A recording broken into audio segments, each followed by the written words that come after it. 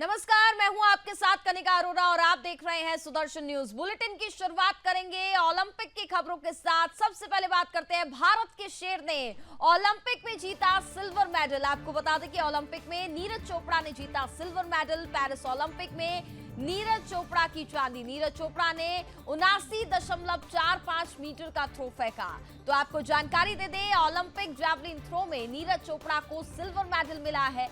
नीरज चोपड़ा ने भारत को पहला सिल्वर मेडल दिलाया है। एथलीट्स में 2 पदक जीतने वाले पहले भारतीय बने हैं नीरज चोपड़ा। प्रधानमंत्री नरेंद्र मोदी ने नीरज चोपड़ा को एक्स पर पोस्ट कर शुभकामनाएं दी। नीरज चोपड़ा उत्कृष्टता के साक्षात उदाहरण है। प्रधानमंत्री नरेंद्र मोदी ने इस बात का जिक्र किया। उन्होंने बार बार अपनी प्रतिभा दिखाई है। भारत को खुशी है कि फिर ओलंपिक में सफल रहे। तो भारत के स्टार भाला फेंक एथलीट नीरज चोपड़ा ने पेरिस ओलंपिक में 79.45 मीटर के सर्वश्रेष्ठ थ्रो के साथ रजत पदक अपने नाम किया है। नीरज का इस सत्र का ये सर्वश्रेष्ठ प्रदर्शन है और इसी के साथ नीरज आजादी के बाद एथलीट्स में 2 ओलंपिक पदक जीतने वाले पहले भारतीय एथलीट बन गए हैं। नीरज ने टोक्यो ओलंपिक में 87.58 मीटर के अपने सर्वश्रेष्ठ प्रयास के साथ स्वर्ण पदक जीता था। प्रधानमंत्री नरेंद्र मोदी ने पेरिस ओलंपिक में रजत पदक जीतने वाले भाला फेंक स्टार नीरज चोपड़ा को बधाई देते हुए कहा कि वे उत्कृष्टता के साकार रूप हैं। टोक्यो ओलंपिक के स्वर्ण पदक विजेता नीरज ने पुरुष भाला फेंक स्पर्धा के फाइनल में 79.45 मीटर का अपना सर्वश्रेष्ठ थ्रो फेंककर पेरिस ओलंपिक में रजत पदक हासिल किया। इसके साथ ही नीरज ओलंपिक में 2 पदक जीतने वाले स्वतंत्र भारत के पहले एथलीट बन गए हैं। वहीं राष्ट्रपति द्रौपदी मुर्मू और सीएम योगी आदित्यनाथ ने भी एक्स पर पोस्ट कर नीरज चोपड़ा को शुभकामनाएं दी है।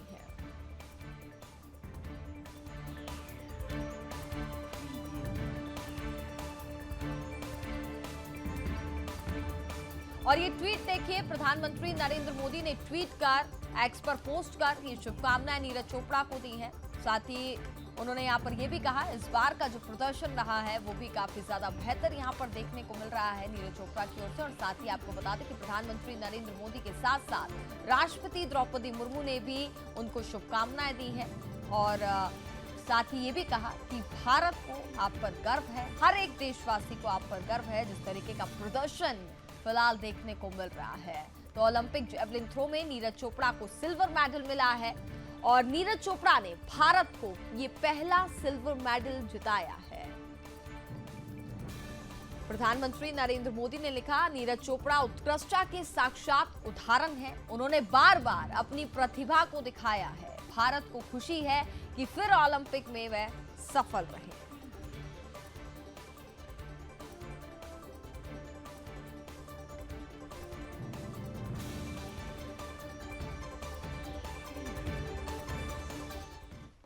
हम इसको प्रेशर नहीं कह सकते, सभी का अपना दिन होता है। वो दिन आज अरशद के लिए लकी था। अरशद गोल्ड जीत पाए। वहाँ 12 देश फाइट कर रहे थे, 12 देशों में एक पाकिस्तान जीता। उनका दिन बढ़िया था जो जीते हैं। ये बिल्कुल दूसरे ओलंपिक में भी हम मेडल जीत पाए हैं जैवलिन में। ये हमारे लिए बड़ी खुशी की बात है। लगातार हम लोग दूसरे देशों को फाइट दे रहे हैं, ये बहुत अच्छी बात है। ये बिल्कुल सभी एथलीट वहाँ पूरी तैयारी के साथ गए थे और प्रेशर का तो मेरे को लगता है जो ग्रोइंग इंजरी थी वो उसके ऊपर थोड़ी बहुत आ भी रही है। नहीं जान तो बहुत खुश है। हमने तो सिल्वर भी गोल्ड पर लग रहा है। गोल्ड उसका आएगा, वो भी मारे लड़का जी, मेहनत करके सब जा रहे। कोई बात नहीं जी, ये तो तीनों हुए हैं बच्चे के खिलाड़ी के ना। खुश है जमा, पूरे खुश है। हाँ जी, फेवरेट खारा जरूर बनाएंगे। आओगा जी, फेवरेट जरूर बनाएंगे। वहीं ओलंपिक 2024 से जुड़ी एक और बड़ी खबर आपको बता दें, पेरिस ओलंपिक में हॉकी टीम ने ब्रॉन्ज मेडल जीता है। आपको बता दें कि भारत ने स्पेन को 2-1 से हराकर ब्रॉन्ज मेडल अपने नाम किया है। प्रधानमंत्री नरेंद्र मोदी ने हॉकी टीम को फोन पर शुभकामनाएं दी, उनसे बातचीत कर उनको बधाई दी है। कप्तान हरमनप्रीत सिंह और खिलाड़ियों से प्रधानमंत्री नरेंद्र मोदी ने बातचीत की। उन्होंने कहा कि आप सभी को बहुत बहुत बधाई, शुभकामनाएं। आपने भारत को गौरवान्वित किया है, आपके ओलंपिक में हार के सिलसिले को तोड़ा है। मुझे विश्वास है कि भारत में हॉकी के सुनहरे दौर वापस आएंगे। प्रधानमंत्री नरेंद्र मोदी ने भारतीय हॉकी टीम का मनोबल बढ़ाया, उनका हौसला बढ़ाया।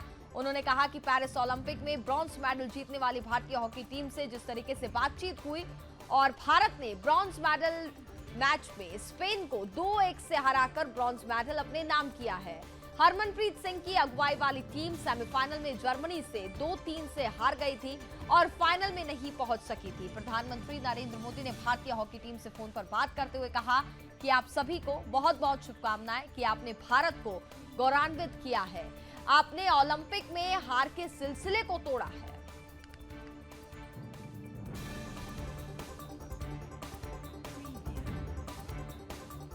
परफॉर्मेंस बहुत अच्छी थी। थ्रू आउट टूर्नामेंट हमने वन साइडेड खेला है, बिल्कुल एज ए टीम खेला है। जो परफॉर्मेंस हम लोग मेंटेन करने की कोशिश कर रहे थे फुल लीग्स में, उस चीज़ को यहाँ पर प्रोसेस में लेके आए और यहाँ पर परफॉर्म किया टीम ने। हर प्लेयर का एक हर टाइम पीक नहीं होता है, तो इसलिए वर्ल्ड कप में गोल नहीं हुआ तो इसका मतलब ये नहीं कि वो बेकार प्लेयर जाता है। उसने फिर उसके बाद वापसी की प्रो लीग में, पूरे Asian Champions Trophy, Asian Games में गोल मार के इंडियन टीम को एशियन गेम्स में गोल्ड मेडल जिताया है, एशियन चैंपियंस ट्रॉफी में गोल्ड मेडल जिताया है। यहाँ पे भी ब्रॉन्ज मेडल जीते हैं, back to back bronze medal जीतना भी एक बहुत बड़ी बात होती है। तो हरमनप्रीत सिंह बेस्ट प्लेयर था, उसने करके दिखाया है। यहाँ पर टॉप स्कोरर है अभी वर्ल्ड कप और ओलंपिक में। यहाँ पर बिल्कुल सही कहा, जो लीग मैचेस हैं थोड़ा सा डिफरेंट होते हैं, उसमें थोड़ा सा प्रेशर कम होता है क्योंकि आपको पता है आपको कैसे स्ट्रेटजी करनी है, कहाँ कौन से मैच में कितना % देना है और कहाँ फिनिश करना है, तो वो थोड़ा सा डिफरेंट होते हैं। मगर क्वार्टर फाइनल, सेमीफाइनल और फाइनल तो टोटली डिफरेंट होते हैं। तो उस हिसाब से टीम ने स्ट्रेटजी के हिसाब से खेला, जो चीफ कोच ने हमारी स्ट्रेटजी बनाई थी जिस टीम में खेला उस हिसाब से खेला और बहुत अच्छा परफॉर्म किया। लड़कों ने 100 नहीं 110% दिया हर जगह अपना, और उसका हमें आज ब्रॉन्ज मेडल मैच जीतने का। टीम अच्छा प्रदर्शन दिया आज, बहुत अच्छा बाउंस बैक किया आफ्टर सेमीज के बाद। और ये इसी मैच नहीं था, स्पेन ने अपना बेस्ट दिया, हर एक टाइम पे हमारे ऊपर प्रेशर लगाया। एंड मेरे हिसाब से the team done a wonderful job. As a team हम लोगों ने हर एक मौके को फेस किया। बहुत अच्छी जीत है, शानदार जीत है। बैक टू बैक ब्राउन जीतना बहुत बड़ी चीज़ है हिंदुस्तान के लिए। मगर अगर हमसे पूछिएगा as a secretary general hockey India, तो हम लोग का टारगेट खिलाड़ियों का नहीं, हम लोग सभी का टारगेट था फाइनल खेलने का। वो अमित रोहिदास अगर बाहर नहीं होते तो मेरे ख्याल से मैं आज फाइनल खेलता। हाँ, सीरीज बातचीत की काफी अच्छा रिस्पांस मिला और आज का दिन एक और बड़ा हमें लेके आया जब अपने भारत ने पुनः एक पदक जीता है, जिसमें ओलंपिक में भारत ने पुनः और गौरव हासिल किया है, उसकी बधाई दी। भारतीय हॉकी टीम ने स्पेन को हराकर पेरिस ओलंपिक्स में कांस्य पदक जीत लिया है। ये उपलब्धि को आने वाला पीढ़ियां याद रखेगी। बढ़िया प्लेयर अमित रोहिदास के साथ कैप्टन हरमनप्रीत सिंह और सभी खिलाड़ियों को बधाई दे रहा हूं। इस शुभ अवसर पर सभी खिलाड़ियों को 15 लाख रुपए और सपोर्ट स्टाफ को 10 लाख रुपया अवार्ड राशि दे रहा हूं। बढ़िया लड़का अमित रोहिदास को 4 करोड़ रुपए पुरस्कार राशि दे रहा हूं। खबरों में आगे बढ़ेंगे, बात करते हैं हर घर तिरंगा अभियान की। हर घर तिरंगा अभियान के तहत प्रधानमंत्री नरेंद्र मोदी ने स्वतंत्रता दिवस से पहले सोशल मीडिया प्लेटफॉर्म एक्स पर अपनी प्रोफाइल तस्वीर बदलकर तिरंगा भारतीय ध्वज कर दी है। प्रधानमंत्री नरेंद्र मोदी ने देशवासियों से हर घर तिरंगा अभियान में शामिल होने का आग्रह किया है। तो तस्वीर आप ये देख सकते हैं, प्रधानमंत्री नरेंद्र मोदी ने एक्स पर अपनी प्रोफाइल पिक्चर को बदला है और हर घर तिरंगा अभियान की चूंकि आज से शुरुआत हो रही है, ऐसे में प्रधानमंत्री नरेंद्र मोदी के सभी से ये अपील भी है और एक्स प्लेटफॉर्म पर उन्होंने अपनी प्रोफाइल तस्वीर को बदला। तिरंगा यानी कि भारतीय ध्वज उन्होंने वहां पर तस्वीर लगा दी है। प्रधानमंत्री नरेंद्र मोदी ने देशवासियों से हर घर तिरंगा अभियान में शामिल होने का आग्रह किया है।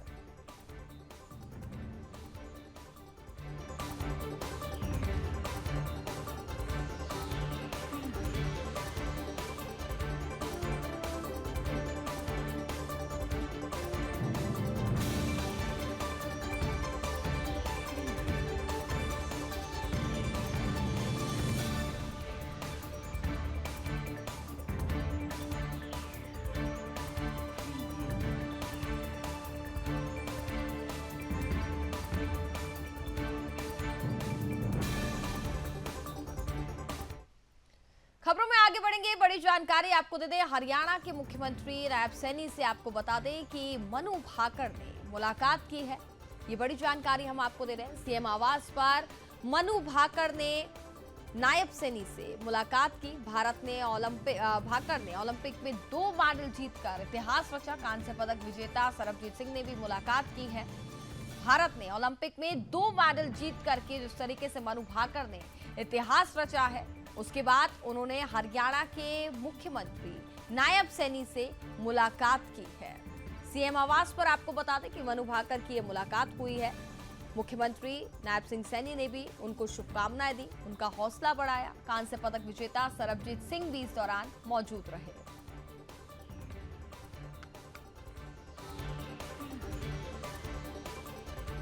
खबरों में आगे बढ़ेंगे, बड़ी जानकारी आपको दे दें। दिल्ली पुलिस को बड़ी कामयाबी हाथ लगी है। आपको बता दें कि ये बड़ी जानकारी इस वक्त जो सामने आ रही है, दिल्ली पुलिस को एक बड़ी सफलता हाथ लगी है। इस दौरान बताया जा रहा है कि 15 अगस्त से पहले आईएसआईएस का खूंखार आतंकी गिरफ्तार हुआ है। ये बड़ा अपडेट आपको दे रहे हैं। जिहादी रिजवान अली को पुलिस ने गिरफ्तार कर लिया है। आतंकी रिजवान अली पर एनआईए ने 3 लाख का इनाम रखा था। ये बड़ी जानकारी हम आपको दे रहे हैं। जब 15 अगस्त से पहले लगातार पूरी तरीके से दिल्ली एनसीआर अलर्ट मोड पर है। अलग अलग आतंकियों के पोस्टर भी चस्पा किए जा रहे थे और इस बीच ये बड़ा अपडेट सामने आ रहा है। आईएसआईएस का खूंखार आतंकी रिजवान अली को दिल्ली पुलिस ने गिरफ्तार किया है। हमारे साथ ज्यादा बातचीत करेंगे हमारे संवाददाता सागर कुमार इस वक्त फोन लाइन पर जुड़ चुके हैं। सागर, 15 अगस्त को देखते हुए बात करें तो दिल्ली पुलिस पूरी तरीके से अलर्ट मोड पर नजर आ रही थी। देखा था जगह जगह आतंकियों के पोस्टर भी चस्पा किए जा रहे थे और एक बड़ी सफलता दिल्ली पुलिस को हाथ लगी है। क्या अपडेट फिलहाल? देखिए, बिल्कुल दिल्ली पुलिस की स्पेशल सेल जो कि देश की राजधानी दिल्ली के अंदर स्वतंत्रता दिवस से पहले बहुत बड़ी कामयाबी मिली है, जो कि खूंखार आतंकी था। ये आईएसआईएस जो कि इस्लामिक स्टेट आतंकी संगठन का मॉड्यूल था। भंडाफोड़ एक मोस्ट वांटेड आतंकी को पकड़ के किया है, जिसका नाम रिजवान अली बताया जा रहा है। और इससे पहले से ही नेशनल इन्वेस्टिगेशन एजेंसी जो एनआईए की ओर से 3 लाख रुपए का इनाम रखा गया था। और ये जो मोहम्मद रिजवान अली है, ये दिल्ली का ही दरियागंज का रहने वाला है। बताया जा रहा है इसके पास से कई हथियार भी बरामद किए गए हैं। तो आप अंदाजा लगाइए कितने खतरनाक मंसूबे होंगे कि एनआईए जैसी एजेंसी इसके ऊपर 3 लाख रुपए का इनाम पहले से ही रखा हुआ था और 15 अगस्त से ठीक पहले इसके पास से हथियार भी बरामद हुए हैं। क्या ये कोई बड़ी मंशा के साथ कोई बड़ी आतंकवादी गतिविधियां के करने जा रहा था, जिसका पहले ही भंडाफोड़ कर दिया है? क्योंकि खुलकर आतंकवादी है, एक आईएसआईएस का संगठन के साथ जुड़ा हुआ था। अब जो स्पेशल सेल है, जिससे दिल्ली पुलिस की जो स्पेशल सेल है जिसने इसको गिरफ्तार किया है, अब वो इसकी कड़ियां जोड़ रही हैं। क्या ये भारत के और किन किन लोगों के संपर्क में था, क्या पाकिस्तान से किन लोगों के साथ ये संपर्क में था, किन लोगों से इसकी बातचीत चल रही थी और किन लोगों से क्या ये यहाँ पर करने वाला था? क्योंकि बहुत पहले से ही इसकी तलाश जारी थी। अलग अलग जगह पर जो है इस तरह के पोस्टर लगाए गए थे और एनआईए को काफी दिनों से इसकी तलाश थी, क्योंकि कामयाबी नहीं मिल रही थी, जिसके बाद करीब 3 लाख रुपए का इसका इनाम भी घोषित किया गया था। और अब दिल्ली पुलिस की स्पेशल सेल को बहुत बड़ी कामयाबी ये 15 अगस्त से मिली है। चलिए, बिल्कुल सागर, बहुत बहुत धन्यवाद आपका तमाम जानकारी हम तक पहुंचाने के लिए। तो ये बड़ी जानकारी आपको दे रहे हैं। दिल्ली पुलिस को ये बड़ी कामयाबी हाथ लगी है, जहां 15 अगस्त से पहले आईएसआईएस का खूंखार आतंकी इसको गिरफ्तार कर लिया है। तो चलिए खबरों में आगे बढ़ेंगे, बात करते हैं वक्फ बोर्ड एक्ट में संशोधन को लेकर विपक्ष लगातार हमलावर है। वहीं बीजेपी के लोकसभा सांसद मुकेश राजपूत ने विपक्ष को जवाब देते हुए कहा कि ये संशोधन राष्ट्रहित में है। इसी क्रम में हमारी संवाददाता मीनाक्षी श्रियान ने उनसे खास बातचीत की है। उन्होंने क्या कुछ कहा, जरा सुनते हैं। बीजेपी के लोकसभा सांसद इस वक्त हमारे साथ मौजूद है, मुकेश राजपूत जी। सर, सबसे पहले आपको जन्मदिन की ढेर सारी शुभकामनाएं सुदर्शन न्यूज की तरफ से। Thank you. सर, आजकल जो मुद्दा चल रहा है वो है मुद्दा वक्फ बोर्ड पर। वक्फ बोर्ड में जो संशोधन किया गया है सरकार की तरफ से, उस पर जो विपक्ष है वो काफी हंगामा करता हुआ नजर आ रहा है। देखिए, विपक्ष तो हर चीज पर, कोई भी मुद्दा हो, धारा 370 समाप्त हुई है तो विपक्ष ने यहाँ तक कहा था कि देश में खून की नदियाँ बह जाएंगी, देश में आग लग जाएगी। और मुझे नहीं पूरे देश को संज्ञान में है, कहीं पर भी धारा 370 समाप्त हुई, उसके साथ साथ में 35A भी समाप्त हुई। उसके बावजूद एक भी कहीं खून की बूंद नहीं गिरी और विपक्ष कह रहा था कि खून की नदियां बह जाएंगी। तो विपक्ष का काम है, कोई भी काम सरकार करती है उसका विरोध करती है, लेकिन कहीं जनहित का कोई कार्य हो रहा हो और उस न्याय संगत हो रहा हो, देश हित में हो रहा हो और किसी समाज के हित में हो रहा हो, इसमें तो जो बिल ला रही है हमारी सरकार, माननीय मंत्री जी का मैं सुन रहा था, उनका बिल्कुल एकदम पारदर्शी तरीके से इसमें सब मुस्लिम समाज के लोग रहेंगे। इसमें पहले मुतम्मिल करके एक व्यक्ति हुआ करता था, पूरा वक्फ बोर्ड की ज़मीन को वही हैंडल करता था और लोग उससे मिल जाते थे तो वक्फ बोर्ड की ज़मीन को औने पौने दामों में खरीद लेते, उसमें प्लाटिंग करते थे। अब एक आदमी को मैनेज कैसे भी किया जा सकता है और इसमें जब संवैधानिक पदों पर बैठे हुए लोग भी आ जाएंगे और उसमें एक नहीं कमेटी बनेगी, उसमें महिलाएं भी होंगी, उसमें जिलाधिकारी भी होंगे, जनप्रतिनिधि भी होंगे। जब जनपद की क्रीम टीम हो जाएगी तो मुझे लगता है कहीं वक्फ बोर्ड की संपत्ति का कोई नुकसान नहीं होगा और वक्फ बोर्ड की ज़मीन का सही माने में मुस्लिम समाज के लिए उस ज़मीन का उपयोग अच्छे ढंग से। बहुत बहुत धन्यवाद आपका। तो ये थे हमारे साथ बीजेपी के लोकसभा सांसद मुकेश राजपूत जी। कैमरा पर्सन चंदन के साथ मीनाक्षी श्रीयान, सुदर्शन न्यूज दिल्ली। इसी के साथ फिलहाल इस बुलेटिन में बस इतना ही। आप देखते रहिए सुदर्शन न्यूज। जय हिंद।